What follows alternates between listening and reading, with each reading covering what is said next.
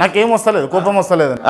నేను చెప్పేది ఏంటి అంటే నేను this is on the question, ఏ దొంగ వెనకాల నువ్వు పడ్డా ఫస్ట్ క్వశ్చన్ నా మీద ఎందుకు పడుతున్నావు, ఆళ్ళేడా ఆళ్ళేడా క్యారెక్టర్ అసాసిన్ చెయ్యాలా?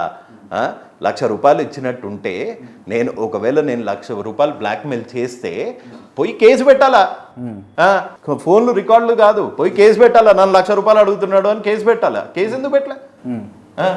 మీరు ఇన్ఫర్మేషన్ ఎంత పెట్టుకున్నారు మీ దగ్గర? ఇప్పుడు నా గురించి మీకు మొత్తం తెలుసు పూర్తిగా. ఏది నేను చేసిన తప్పులు మీకు పూర్తిగా తెలుసు. మీరు 4,00,000 రూపాయలు అడిగారు నన్ను, నేను ఇవ్వలేని పరిస్థితులు ఉన్నా. నేను ఇప్పుడు ఎట్లా పెడతా కేసు? ఎట్లా పెడతా? ఇప్పుడు ఎవరు ఇవ్వలేని, నువ్వే అంటున్నావు బ్లాక్మెయిల్ అని, నువ్వే అంటున్నావు నేను. మీరు అడిగిరా అడగలేదు అన్న ఒక మాట చెప్పండి. డబ్బులు అడగలేదు. అడగలేదు. ఆ మనిషికి కాల్ చేసి ఇప్పటికన్నా ఆ మనిషికి డైరెక్ట్ గా ఖురాన్ మీద ఒట్టేసి అడగమను.